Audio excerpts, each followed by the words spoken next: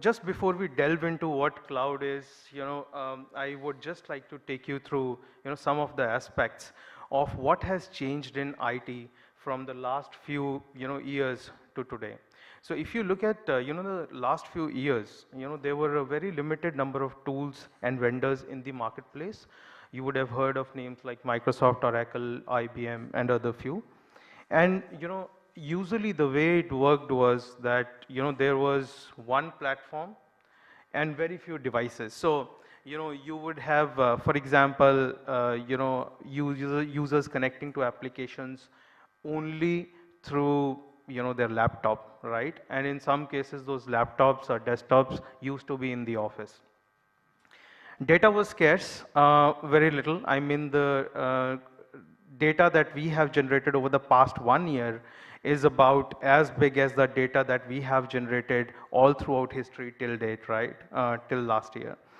And IT, if you see, had major influence. IT was the king in any organization. They used to make the decision on how innovation happened. And people usually would work. They would come to their office, and only then that was considered as work. Today, if you see, the scenario has drastically changed. So if you see today, many tools and vendors that IT and businesses work with, there are multiple platforms and many devices. So I've seen some users carry multiple devices, and on top of it, the complexity is that you have iOS, you have Android, and different versions of it. So it is very difficult for the IT teams to actually work with so many tools and technologies. The data is abundant, as I said, and IT is primarily driven by business and citizen needs. People work wherever they want from, and so this actually presents a lot of technical challenges for the IT teams. So what is cloud? So this is this is one definition which is kind of as per the dictionary, but really cloud is a powerful way of transforming the way you operate and innovate. I actually heard one of the eminent speakers say that innovation fosters if you allow for micro experimentation. So what do you mean by micro experimentation? Micro experimentation means that you should be able to build small experiments. If you smell success, then you should be able to go ahead with it. And if you fail, then you should fail fast, right? You should not linger your failure for a longer amount of time. So cloud does exactly that. So when we think of cloud, the days of having a investing in a traditional IT setup and, putting a large amount of your IT budgets into the data centers is gone. So today, the model is completely rental. It's you can actually think of something cloud is IT that you can get on your terms, and you can pay as you go, just like you pay for electricity. And so when cloud emerged, one of the key reasons, as I said, was micro experimentation. So today, if you want to experiment, for example, I was hearing some of the experiments that some of the eminent speakers did in their tenures. One of the basic cost of experimentation is the investment that you need to do in those, right? You need to invest in servers, hardware, whatever, right? Vendors. With cloud, that is gone. So that was one of the reasons that cloud came into being. And which is that, one, that you get IT at a really cheap price. Also, you don't have to waste your capacity when your experiments are not working. And of course, there are other benefits. Some of the benefits we see here in the government sector as well. A lot of private companies are also reaping these benefits, which is conversion of capex to opex, right? So cloud, you don't have to invest upfront in the servers. You actually can go ahead and consume the services and pay as you use those services. So very quickly, how cloud fosters innovation. it's time, confidence, and performance. So if you see time, right, I have been mentioning this, I mentioned this a couple of times, you really don't need to buy servers and, wait for your servers to arrive to start an experiment. If there is an idea that, you clicks, you can actually start implementing that idea immediately, because the cost of failure is very, very low. It isn't that, if your idea fails, then your servers would be lying with you, and, you wouldn't be able to make use of it. And similarly, cloud is global, reliable, and it can scale, to, across the globe. So if you build an application, I'm currently working with one of the departments in central government, where they are trying to build a central portal that will not only serve the needs of citizens in India, but all across the globe. So it's a kind of a platform. So if you need to have such a reach, your data centers should not only work in India, but the applications that you build should be available all across the globe. And cloud takes care of that. And of course, needless to say, it reduces, time-consuming IT cores, with the monitoring and management tools that cloud provides inherently. Again, how does cloud build confidence in terms of your experimentation? Firstly, it provides continued business continuity and site recovery inbuilt into it. So you don't have to think of that, I have a data center here, I need to build another data center just in case my data center goes down. All those functionalities are inbuilt into cloud. The other is about mitigating risks, and so when you build for applications in the cloud, you can be rest assured that all of these applications are certified as per global security standards. And of course, I mentioned this earlier as well, you have multiple regions that you can choose from. You can deploy your applications here. If you tomorrow feel that your application needs to scale to other regions, you can do that as well. And finally, performance. Today, it's more about engaging your customers or citizens with more human touch using the cognitive services, right? And I'll talk briefly about them in the subsequent slides. And stay, current with the latest up-to-date technology, so you don't have to bother that, I bought my servers 4 years back, and I need to go ahead and upgrade. Automatically, that's taken care of, when you have, your data centers move to the cloud. And of course, simplification, right? Your devices with pre-configured solutions that you can use, for example, for things like IoT. Azure is the Microsoft, cloud, and it serves for your IaaS, PaaS, and SaaS requirements. I talked about performance, and these figures are just to give you the scale on which you can operate, right?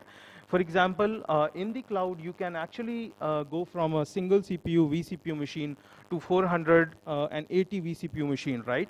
With 1 gig of memory to 24 terabytes of memory. Now think of it, right? You create an application which could use such large amount of cores, CPUs, and RAM, right? 24 terabyte of RAM. This machine, if you had to buy in your data centers, it would actually cost crores of rupees.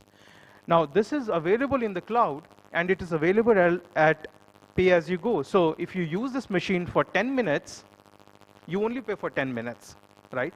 You don't have to invest in this machine and keep it idle for the time that it is unused. So the whole point I wanted to drive was it's all pay-as-you-go.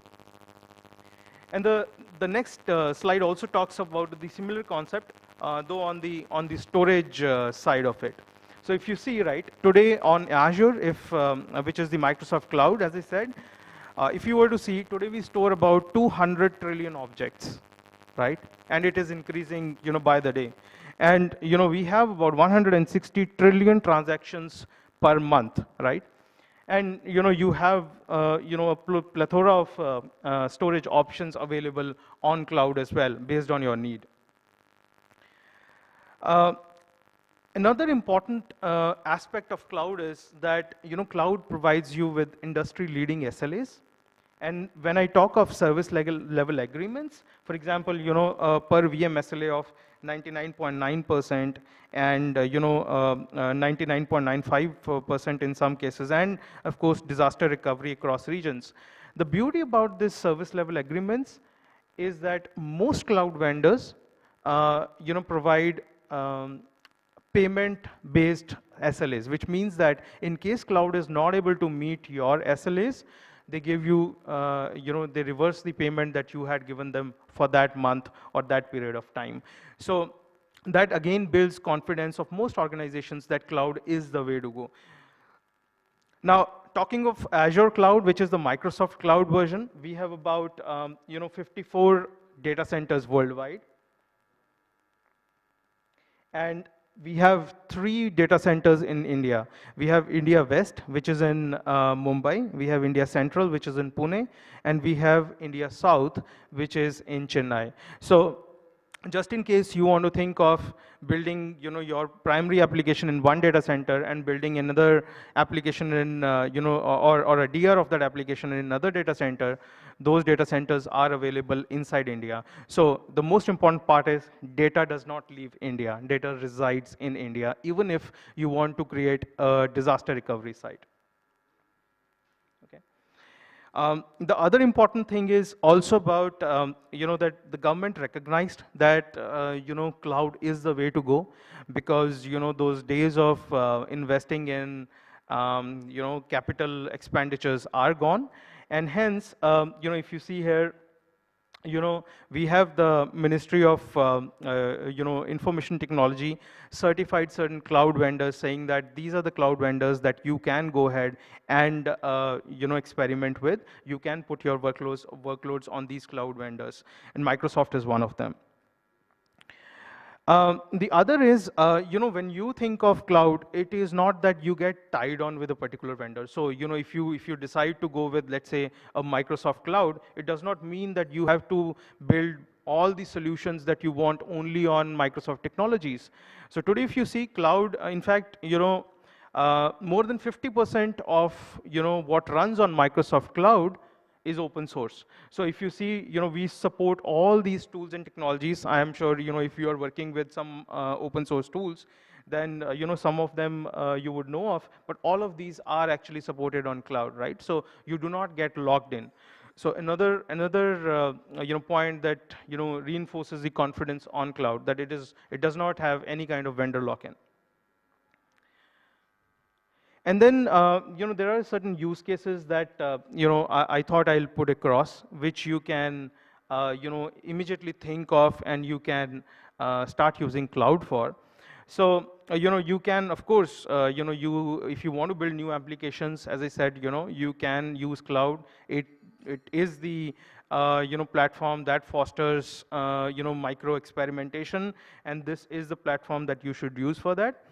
But apart from that, storage on cloud is really, really cheap, right? And you should utilize that. So if you have bulks of data on premise and you keep investing in storage to keep just maintain that data, please move that data to cloud, right?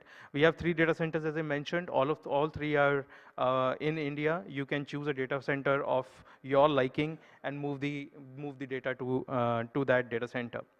And then, the other thing that we have also seen is that, when most of the organizations, including a lot of, government organizations, when they think of disaster recovery, they actually think of disaster recovery only for a few critical applications. And the reason for that, the reason is that, for disaster recovery, they have to invest in an equally big data center, which they have already built, right? And which will just keep lying idle without any use, and will only be used when there is a disaster, right? Cloud can be actually used. As I told you, cloud is all pay as you go. You don't have to pay if you're not using anything. So disaster recovery is one of the best solutions that you can use cloud for. So you keep running your existing data center and move your disaster recovery to cloud, and you use it only when the disaster happens. And you just pay only when the disaster happens. And then analytics, right? Organizations today have a lot of data, and they spend on a lot of compute servers just to analyze that data. You can actually keep your data on premise and move this analytics to cloud. So your data remains in your data center. If you don't have confidence on moving your data to any other data center, keep it within your data center, but you can use the compute or the servers on the cloud to analyze that data. And then, as I said, right, IoT. You would have heard of this. I'm sure you are building a lot of solutions. But IoT, as everyone knows, requires huge amount of bandwidth, huge amount of storage. You can actually use cloud for that as well. And lastly, there are a lot of cognitive services, machine learning services that are natively available out of cloud. So cloud is not just about running servers. A lot of organizations do provide these services, and I'll give you an example of this. For example, if you talk of Microsoft Cloud, all of these services are natively provided out of cloud. For example, we have the vision cognitive services, which means you can do things like face matching, or detection of emotions on the face, right? And there are plenty of use cases. Even object detection. Some of the examples that we have delivered some solutions for our customers on object detection are, for example, finding wheelchairs in hospitals, right? Or if we using an IoT device, we can see that a patient is not in his room moving out, which is the nearest wheelchair, right? So it can detect wheelchair. Or in a building, it can actually detect some specialized tools. What it can also do is, and then there are mix and matches. For example, you can use the Vision API. You can detect using Face API. See if if it is a specialized tool. You can also detect a person and see if that person is authorized to use that specialized tool. So it can do all those kinds of permutations, combinations, and give you those results. And then, of course, I'll just read it out. Emotion recognition, I said that. Text, handwriting, analytics. If you have a lot of your documents which are, paperwork, you can actually, use this technology to convert them into, e-documents. We have speech, language, knowledge, and search APIs. I will not delve a lot into it right now, but I'm available here for the full day. And if any one of you is interested in it, we can talk about it. And, of course, what I just covered is just about 5 to 10% of what cloud can offer. All of this is available out of the cloud. These are services, so you don't need to create servers and then create these services on top of it. These are available natively out of cloud, and some of them are that some of my colleagues will cover. So that's from my side. Thank you so much for patiently hearing out to me. Thank you.